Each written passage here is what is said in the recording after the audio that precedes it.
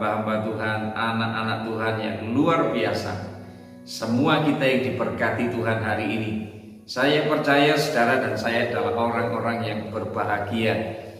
Tuhan memberikan kesempatan untuk saudara dan saya menikmati hari-hari di mana saudara dan saya menikmati kasih karunia Tuhan melalui pengorbanan Yesus di kayu salib, melalui kematian dan kebangkitannya. Dan tanggal 13 Mei yang lalu kita memperingati hari kenaikan Tuhan kita Yesus Kristus. Dan saudara-saudara dikasihi Tuhan, kita sedang bersama-sama menantikan sebuah peristiwa yang luar biasa yang tercatat di Alkitab ketika Tuhan Yesus bangkit dari antara kematian dan 40 hari lamanya Tuhan menampakkan diri bersama dengan murid-muridnya, tetapi kemudian Tuhan kita naik ke surga. Maka hari yang ke-50 firman Tuhan mencatat bahwa Roh Kudus dicurahkan yang kita kenal sebagai hari Pentakosta. Haleluya. Nah, Bapak Ibu Saudara yang dikasihi Tuhan, mari kita akan melihat mendengar pengajaran mengenai Roh Kudus, mengenai baptisan Roh Kudus. Saya tahu Bapak Ibu Saudara-saudara, kita bisa membangun teologi yang mungkin berbeda satu dengan yang lain berkaitan dengan baptisan Roh Kudus. Tetapi hari ini mari kita bersama-sama menaklukkan akal kita dalam pimpinan Roh Kudus. Kita terima dengan iman pengajaran-pengajaran yang alkitabiah yang bersama-sama saudara dan saya akan pelajari hari ini. Nah, Bapak Ibu dikasihi Tuhan, saya ingin menyampaikan beberapa hal berkaitan mengenai baptisan Roh Kudus yang dianggap tidak sesuai dengan pengajaran Alkitab. Nah, mari kita akan mendengar yang pertama, Bapak Ibu. Baptisan Roh Kudus dianggap sebagai tiket untuk masuk kerajaan surga. Dan dalam pandangan ini bisa diartikan, Bapak Ibu dikasihi Tuhan, orang yang belum dibaptis Roh Kudus dianggap sebagai tidak layak untuk masuk dalam kerajaan surga, tidak memenuhi syarat untuk masuk dalam kerajaan surga. Ini sebuah pandangan teologi yang keliru. Nah, yang kedua, saudara-saudara, baptisan Roh Kudus itu diidentikan dengan kelahiran baru. Padahal kita tahu bahwa keduanya berbeda. Sebab untuk seseorang bisa lahir baru, memiliki pengalaman untuk lahir baru, maka diawali dia harus bertobat terlebih dahulu. Dia meninggalkan hidup lamanya, kebiasaan berdosa, dengan menerima Yesus sebagai Tuhan dan Juru Selamat. Kemudian dia memiliki komitmen kepada Tuhan dan mengaplikasikan komitmen tersebut dalam kehidupan kesehariannya. Jadi Bapak Ibu dikasihi Tuhan, kekristenan itu bukan sekedar teori, tetapi sebuah gaya hidup yang dibangun berdasarkan firman Tuhan. Nah, baptisan Roh Kudus adalah pengalaman rohani yang berbeda dan terjadi sesudah kelahiran baru. Sekali lagi, baptisan Roh Kudus adalah sebuah pengalaman rohani yang berbeda yang terjadi setelah seseorang dilahirkan baru. Nah, posisi teologi yang saya maksudkan ini dibangun di atas dasar pembacaan teks Alkitab kita yang hari ini. Salah satu di antaranya adalah dalam kitab Kisah Para Rasul pasal yang ke-19. Saya akan membacakan ayat 1 sampai yang ke-6 cukup panjang, tetapi saya akan coba persingkat dengan lebih cepat. Ketika Apolos masih di Korintus, Paulus menjelajah daerah-daerah pedalaman dan tiba di Efesus. Di situ didapatinya beberapa orang murid. Katanya kepada mereka, "Sudahkah kamu menerima Roh Kudus ketika kamu menjadi percaya?" Akan tetapi mereka menjawab, "Dia belum, bahkan kami belum pernah mendengar bahwa ada Roh Kudus." Lalu kata Paulus kepada mereka, "Kalau begitu dengan baptisan manakah kamu telah dibaptis?" Jawab mereka, "Dengan baptisan Yohanes Pembaptis." Ayat keempat kata Paulus, baptisan Yohanes Pembaptis adalah pembaptisan untuk orang yang telah bertobat dan Ia berkata kepada orang banyak bahwa mereka harus percaya kepada Dia yang datang kemudian daripadanya, yaitu Yesus. Ketika mereka mendengar hal itu, mereka memberi diri mereka dibaptis dalam nama Tuhan Yesus. Dan ketika Paulus menumpangkan tangan atas mereka, turunlah Roh Kudus ke atas mereka dan mulailah mereka berkata-kata dalam bahasa roh dan bernubuat. Nah, Bapak Ibu dikasih Tuhan, dalam beberapa pembacaan terkait dengan hal ini di dalam Kisah Para Rasul pasal 2 ayat 1 sampai 4, Kisah Rasul pasal 8 ayat 14 sampai yang ke-17, maka digambarkan ada pribadi-pribadi yang menerima Roh Kudus, dan mereka bukanlah orang yang belum percaya, melainkan orang yang percaya kepada Yesus. Jadi baptisan Roh Kudus itu adalah pengalaman pasca pertobatan yang mengandung implikasi bahwa ia bukanlah pengalaman yang identik dengan kelahiran baru. Kiranya ini menolong saudara dan saya untuk bisa memahami hal ini. Yang ketiga, Bapak Ibu, baptisan Roh Kudus ini diidentikan dengan bahasa roh. Nah, untuk bagian ini nanti kita akan bersama-sama membahas hubungan antara baptisan Roh Kudus dan bahasa roh. Nah, bahwa baptisan Roh Kudus adalah hasil dari kasih karunia Allah, dan kita tidak bisa merekayasanya. Bapak Ibu yang dikasih Tuhan, kita harus berdoa, kita mesti meminta, kita beriman bahwa Allah akan memberikannya kepada saudara dan saya. Tujuan baptisan Roh Kudus, beberapa pengajaran yang perlu saudara dan saya pahami. Kita tahu berdasarkan Kisah Rasul pasal 1 ayat yang ke-8, jelas saudara-saudara bahwa maksud dibalik pengalaman baptisan Roh Kudus adalah memberdayakan orang-orang percaya yang sudah lahir baru agar mereka menjadi saksi yang efektif. Dan muara dari baptisan Roh Kudus adalah misi atau penjangkauan jiwa-jiwa mereka yang terhilang, dan bukan menjadikan orang-orang tertentu sebagai elit-elit rohani yang justru rentan dengan kesombongan rohani. Jadi taulah Bapak Ibu saudara-saudara, ini tujuan dari baptisan Roh Kudus. Dan Bapak Ibu saudara yang dikasih Tuhan, mari kita perhatikan hubungan di antara baptisan Roh Kudus dan bahasa roh yang kita kenal sebagai glosolalia. Kalau kita perhatikan dalam Kisah Para Rasul pasal 2 ayat 1 sampai yang keempat, sekali lagi Kisah Rasul pasal 2 ayat 1 sampai yang keempat, maka Roh Kudus turun ke atas murid-murid Yesus, dan mulailah mereka berbicara dalam bahasa-bahasa lain. Mari kita perhatikan sekali lagi dalam Kisah Rasul pasal 2 ayat 1 sampai yang keempat. Saya ingin membacakannya buat saudara-saudara. Ketika tiba hari Pentakosta, semua orang percaya berkumpul di satu tempat.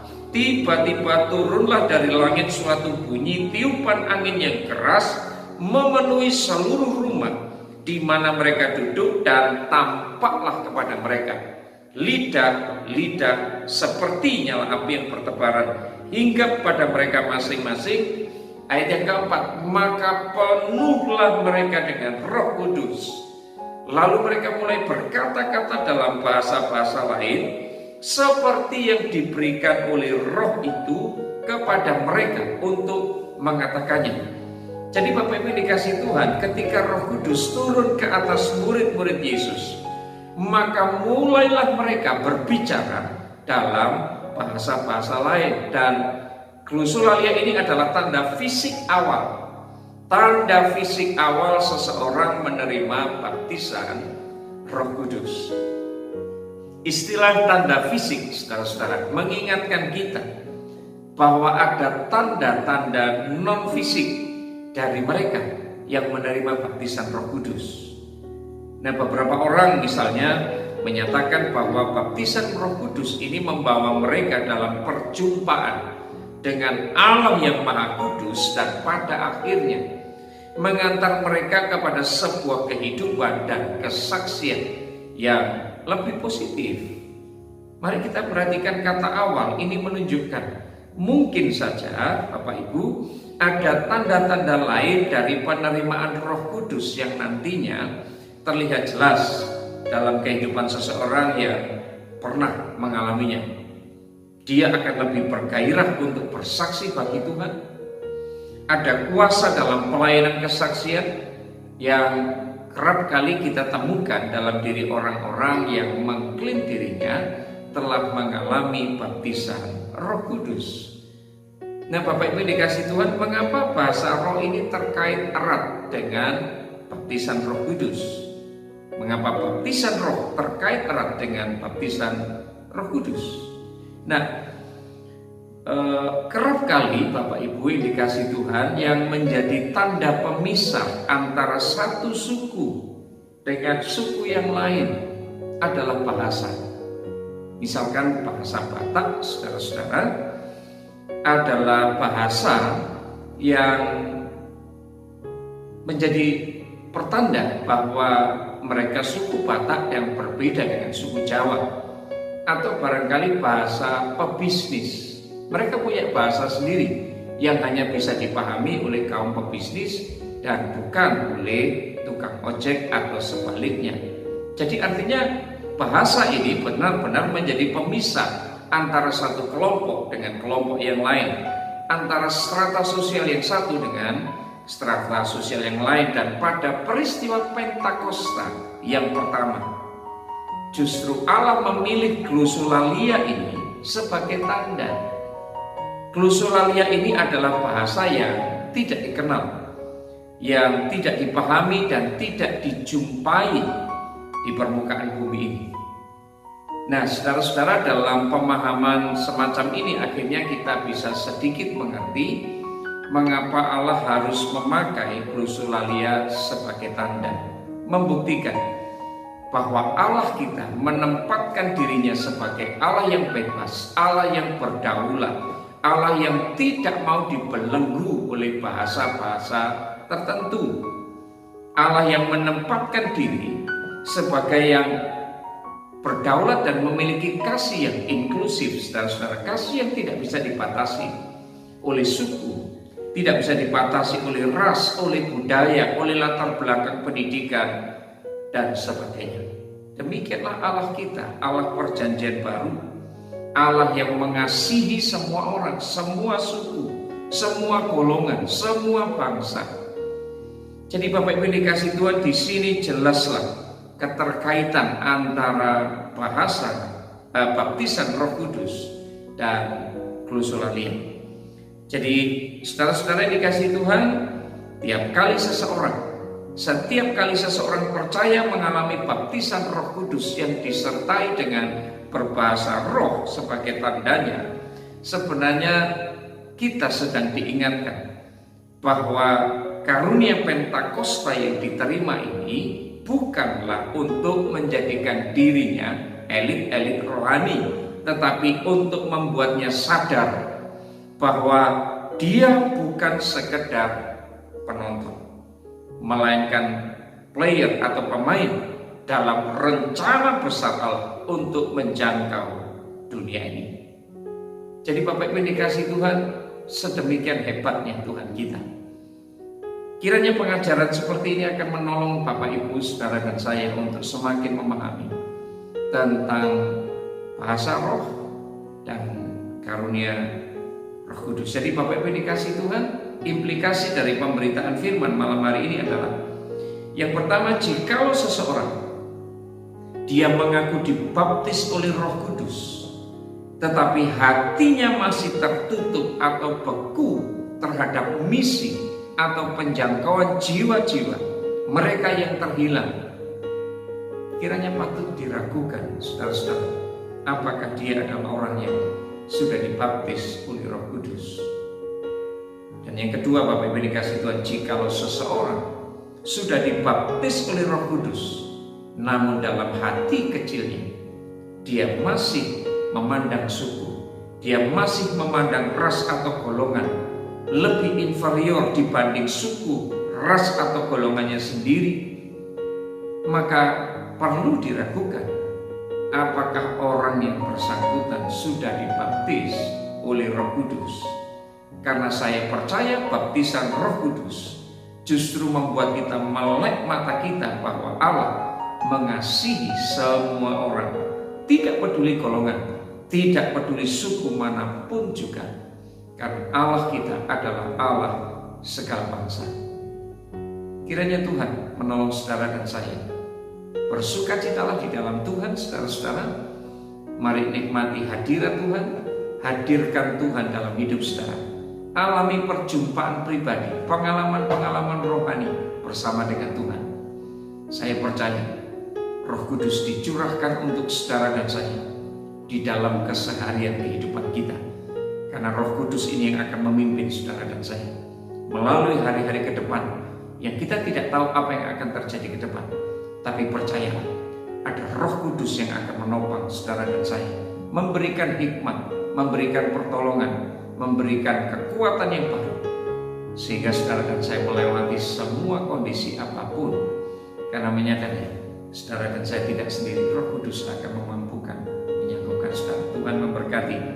Mari kita akan berdoa.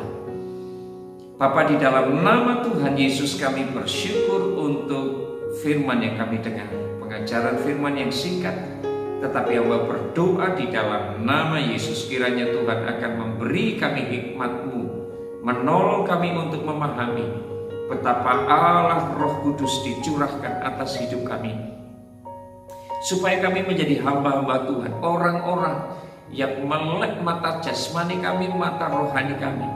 Kami tidak lagi membedakan suku, ras, golongan tertentu, tidak menganggapnya sebagai satu keistimewaan di hadapan Tuhan ketika Tuhan membaptis kami dengan Roh Kudus-Mu, ditandai dengan berbahasa roh, bukan ingin menjadikan kami kaum elit rohani, tetapi menyadarkan kepada setiap kami bukan lagi penonton, tetapi kami pemain dalam sebuah rancang besar Tuhan bagi keselamatan dunia ini. Kami mau terlibat, kami mau berkontribusi di dalamnya. Tuhan, pakai hidup kami, urapi kami, sehingga melalui kesaksian hidup kami, perkataan kami, tindakan kami, Tuhan bekerja atasnya, dan jiwa-jiwa dimenangkan, diselamatkan bagi Tuhan.